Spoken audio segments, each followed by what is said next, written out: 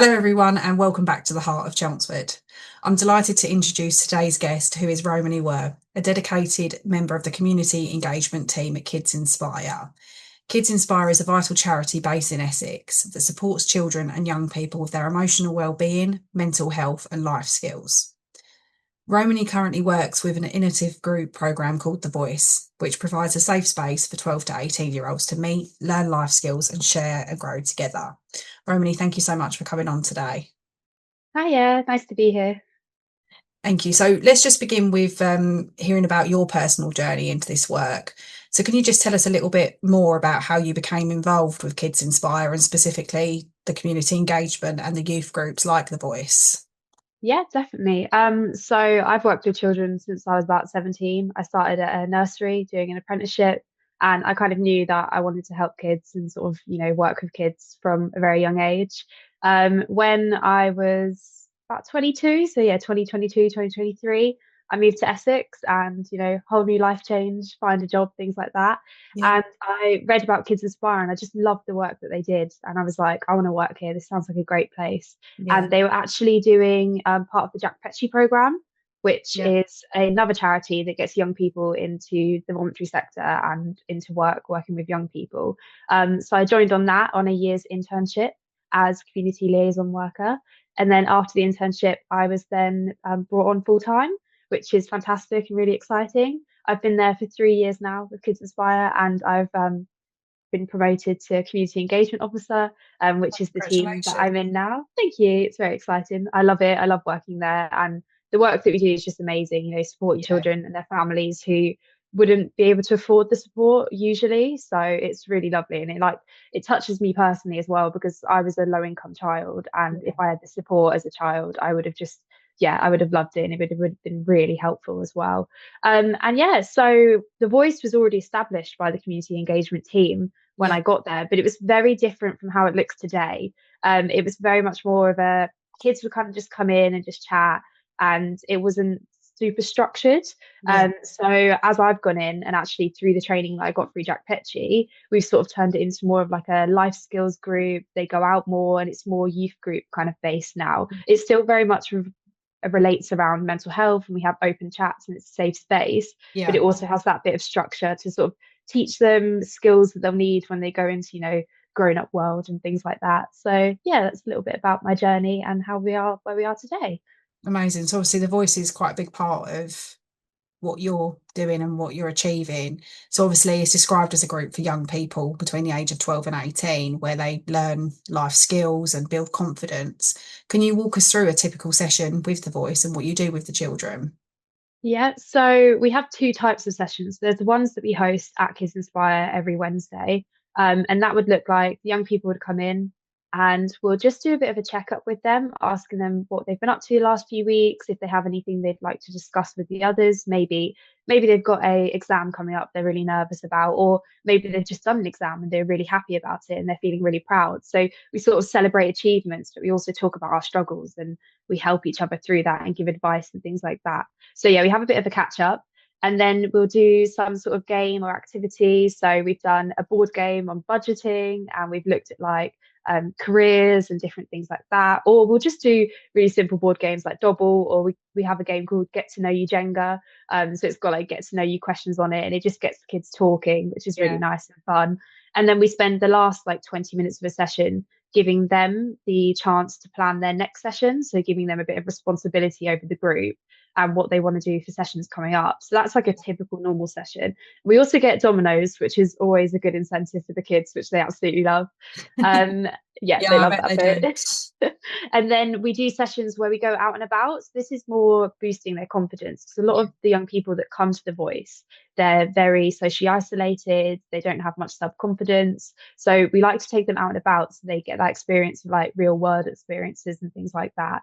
And we do loads of different trips. So we did a trip to Grange Waters where we did kayaking, climbing, archery, all things like that. We go to like last night we went to fireworks, took them out to fireworks, which is really lovely. And it gives them a chance to speak with the others in the group in a different kind of setting. Yeah. And we're not when we're in the group, we're kind of round a table all chatting, and the facilitators, so me and a colleague, are there. But when we go out with them, we kind of leave them a bit more to it. Like, we're there in the background, but it's more of a chance for them to do stuff as a group together Yeah. and make decisions about what they want to do on that evening out or the day out. So yeah, that's what kind of the sessions look like. It's very varied, and it's all based around what they want to do. We give Yeah. them the choices because they're at the heart of what we do at the end of the day.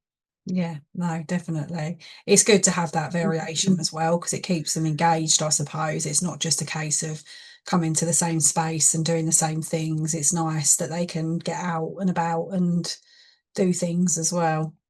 Yeah, definitely. And we always ask them when they get referred in, like, what are their interests? So we can then kind of look at what they're into, and we can kind of tailor sessions so that they Oh, really are amazing. something they're going to enjoy. So Yeah, yeah, definitely keep them engaged is the idea.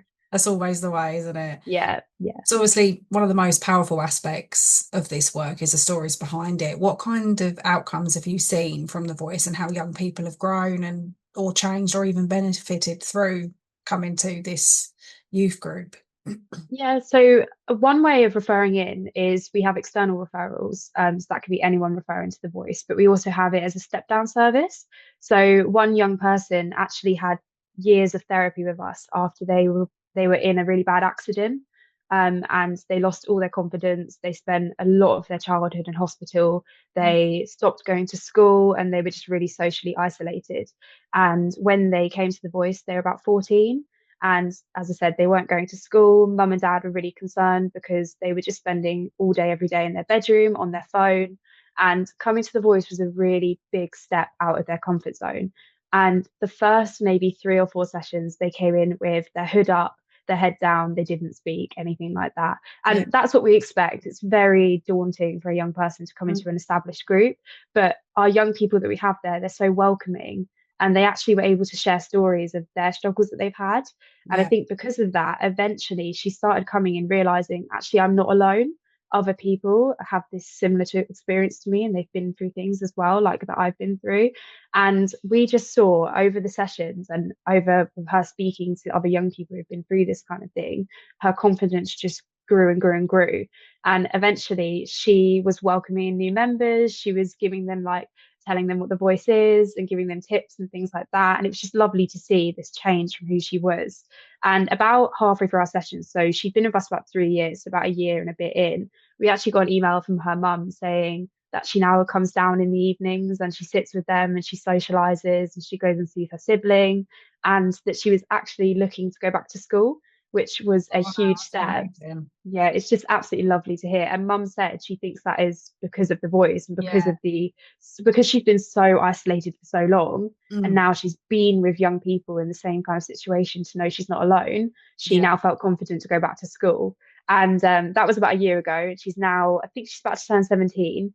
And she's actually started a course at one of the local colleges, and she goes there every week and she never misses a day, and she's absolutely thriving and she loves it, and she's made friends and she passed her exams and she's doing assessments and things now. And I actually saw her last night and she's just absolutely thriving in that course and she seems really happy. And she herself has said that the voice has made such a big difference with that. And yeah, it's just amazing to see. So she's probably one of our great success stories, but we do have loads, but That I must be won't chew your really ear off all day. that must be so rewarding though, seeing that Yeah. change in someone, even just the little things like including someone and getting them to talk about how they feel and introducing them to re-socializing and everything. It must be really rewarding to see that growth in a Yeah, child. it's absolutely fantastic. I mean, no one wants to see their child just going up into their room and not speaking to Yeah, anyone. So even if we can just invite them to the group once a week, and that slowly helps them to, even if it takes a year for them to come yeah. downstairs and talk or make a friend and things like that, it's just amazing to see. Even the little wins Yeah. are wonderful. Yeah. Yeah, no, definitely, definitely. So working with youth and well-being always comes with unique challenges. From your perspective in the community engagement, what are some of the biggest barriers young people in Essex are facing when it comes to emotional well-being and social connection? I think sometimes young people don't know where to go to. Yeah, And I think that they sometimes think there's a bit of a stigma around mental health as well, and that it's, they can't really talk about it or talk about how they're feeling. But what we're doing in our community engagement work, and because we've noticed this, we're actually going directly into schools, and we're teaching them we do assemblies for year 1 to 5, we do workshops for year 6, and we do workshops for year 8. So we're teaching them right early on that actually it's not something to be ashamed of if you have a mental health problem or if you're having mental health issues. It's actually something that you need to talk about. And we make it very clear as well that everyone has these issues, like everyone has worries, and mental health is a very normal thing to have, just like you have physical health, and it's something you need to look after. So I'd say that's definitely one barrier. Another barrier is I think there's a misconception of mental health support costing a lot, or there's a real long wait list and things like this. And often that is the case.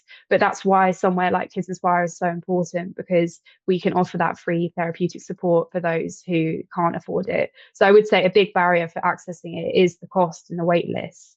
Also, a lot of young people struggling with online and social media. I mean, it's a huge thing. They're constantly comparing themselves to what they see online. We see this all the time. It completely depletes their self-confidence, and they just think they're not good enough. They're not, looking how these people look online. And again, we kind of teach that in the voice, and we teach that in our therapies and in our school engagement and our community outreach, that not everything you see is exactly what it is and exactly what it seems like. So I think there's some really big issues that young people are facing.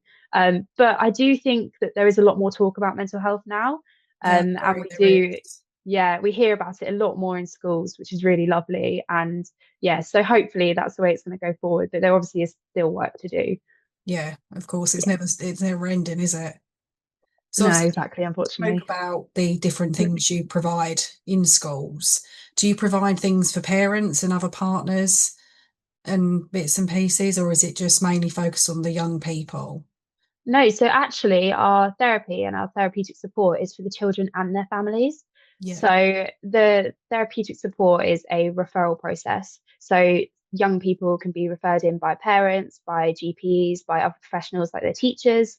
And each therapy is tailored to the individual, meaning that it could be play therapy, art therapy, music therapy, counselling, and so on. And actually, what we've realised is young people are at the heart of it and at the middle of it. But if that young person is going home and they're going back into that environment, and maybe mum or dad or parent carer hasn't been able to sort of work on themselves or understand what their young person is going through, then that can actually set them back in their therapy journey. So what we do is we also have adult therapists and counsellors. And once we've assessed the child and assessed what's going on with them, the therapist and therapy support team will decide if actually the adult in the child's life also needs support. So this could be through therapy or counselling. And we also run groups for parents. We run communication groups and non-violence resistance groups and things like that, all led by Yeah, our therapists. So it's a big holistic approach, but it's all around that child, if that makes sense. amazing. Wow, that's Yeah. really good. So obviously, as we look into the future of youth wellbeing, there's obviously a lot to anticipate. There's constantly changing, like social media is a massive thing now and everything else. What are you most excited about for Kids Inspire over the coming years? Are there any new initiatives or expansions or new audiences or anything that you're looking to reach? Yeah, so actually, about a year ago, we were just working in Essex, and then we got funding to work in Suffolk. So we are expanding into Suffolk as well as Essex. So that's really exciting. It means a whole another group of young people that we can help.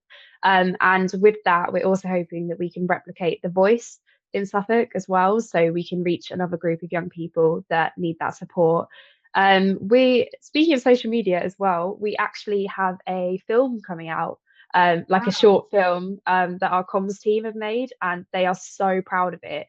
And it's really relatable story. So it follows the story of a young girl who's really struggling, and she kind of discovers Kids Inspire and what we can do. I won't give away too much because I know the comms team will want to wait till that comes Yeah. out. But yeah, that comes out in Children's Mental Health Week in February. And I think that's definitely something we're going to use a lot, because obviously young people are on social media a lot. And with something like a film, and they can visually look at it. So that'll be going up on all of our platforms, and we'll be using that to sort of promote the work that we do and they can access our help and things like that. We'll Also, get it shared as well, just obviously to help you amazing. reach that wider audience. Yeah, thank you so much. That'd be fantastic. And another thing that we do, because we know appearance and things like that is a big pressure for young people, we started 2 years ago our Promunity, which is a free prom dress and prom suit giveaway. And that's specifically targeted at those year 11s and year 13s who are leaving school. And we've got another one coming up next year, which we're really excited about. So that's another initiative that we're doing that's recently come out of the pipeline, that is supporting young people to get a free prom dress or prom suit, meaning they can go to their prom and not miss out, and they can feel as beautiful as they need to on the day, which is, everyone deserves that. They're leaving Yeah. for or leaving do. So, yeah, we've got lots of exciting things coming up, with young people, which is really exciting. And we're looking forward to it for sure. Yeah, no, perfect. It sounds amazing, especially like the video. I think reaching children and relating to them and their potential problems is a really Yeah, good thing to definitely. do. So I'm excited to see that. It'll be Yeah, good. and the film actually follows a teenager who is from Chelmsford. So it's really relatable. It's like they Yeah, may even know her, which is like they can just relate to it, which would be really fantastic. And we've actually, all of the young people who were in the film, they've come from like local acting schools and things like that. So we've actually teamed up with other people and other organizations in Chelmsford to make the film. So it's been a real community effort as well, which is just so lovely. So yeah, it's really exciting. no, it sounds really exciting. Got Yeah, a little yeah, while to wait yet, but no, it'll be nice to see that. And yeah, hopefully it will be, I'm sure it will be a positive thing and just show the amazing work that Kids Inspire do in yeah. Chelmsford. Yeah, Yeah. brilliant, fantastic. It will go up on our website on Children's Mental Health Week, so definitely keep an eye out. Yeah, no, I will do. Thank you. So do you see the role of peer-led programs like The Voice being more important as young people navigate the rapidly changing world? Yeah, definitely. I think that we're getting more and more referrals in for therapeutic support. And I think something like the voice as well, it's the therapeutic support is for more complex needs and things like that. So obviously that's always going to be there, and that is going to be needed to be there for the things that are changing in the world and the concerns that young people are having. But the voice itself, again, it's that kind of thing when young people have those lower level of problems. So, that self-confidence, not finding friends, bullying, things like that. And I think it is a really important thing going forward. And like I said, we do want to replicate it in Suffolk, and we'd love to run them because at the minute it's just in Chelmsford. We'd love to run them Colchester, Braintree, so on, so on. So it's just down to funding, but it's definitely a need. I mean, there's constant problems coming up for young people as we said, social media, pressures of school, I mean, AI, fake news, they're constantly anxious about things that they're seeing Yeah. online. And not only that, there's familial problems and things like that. So something like The Voice and having young people who and their peers who've been in the exact same situation or similar situations, they can offer that one-to-one support, I think is a really precious thing to have. And Yeah. I mean, we've seen it with our past members, how amazing they are and their journeys they've gone on since. So I think it is a really important piece of work that we're doing, and we would love to replicate it further in different parts of the county and also Suffolk. So hopefully, fingers crossed, that will happen because I think it's what the kids need. Yeah, definitely. I think it's really good for children to have that space away from school, away from home, where they can be themselves and they realise that they're not going through stuff alone, because there is so much out there now, isn't there? It's just to make sure they're not feeling isolated or anything. So I think it's really important that children do have that safe space where they can discuss it with like-minded other children, if they don't have siblings and stuff. Yeah, I think it's really good. Yeah, exactly. And I think social media as well it can make young people isolated because they are just on their phone. So I think that having an in-person group like this also really helps get them out in the real world and make Yeah. that social media is not a bad thing. It is a community in itself. I'm not trying to diss social media because it is a huge thing in young people's lives. However, it has made young people sort of retreat into their bedrooms. So something like The Voice that actually brings them out into the real Yeah. world, meeting real people, I think is just a fantastic thing to have. So we don't lose that connection of real life presence and things like that. Yeah, no, definitely. Yeah. It is it's one of them things though, isn't it? New things, there's always pros and cons to it. So it's just really learning how to navigate it positively, I suppose. Yeah, exactly. It's about them learning to use, social media, AI, and things alongside that real life stuff. So yeah, we will help them do that, and we do try and we teach them things in schools and in The Voice as well. So yeah, we'll get there. Be absolutely fine. It's been really lovely learning more about yourself and your journey and what you're doing for Kids Inspire with the voice and everything. So, for our listeners who want to learn more about the voice or get involved through volunteering or supporting or referring young people, where can they find out more to reach you and your team? If you just Google Kids Inspire, we will pop up first, or it's www.kidsinspire.org.uk. And then again, if you Google it and you wanted to find out about the voice, just put Kids Inspire the voice or Kids Inspire fundraising if you wanted to do a fundraiser event or anything like that for us. So yeah, we do pop up first. We've done a lot of SEO strategy, so you should be able to find us on there. And again, Facebook, we're just Kids Inspire, and Instagram, I think it's Kids Inspire UK _. But again, just type in Kids Inspire will pop up. Perfect. So thank you so much for coming on and sharing everything with us. Obviously, to our listeners, please make sure you check out the Kids Inspire website and their fantastic programs they run for young people in our community. And also, don't forget to subscribe to the Heart of Chelmsford podcast.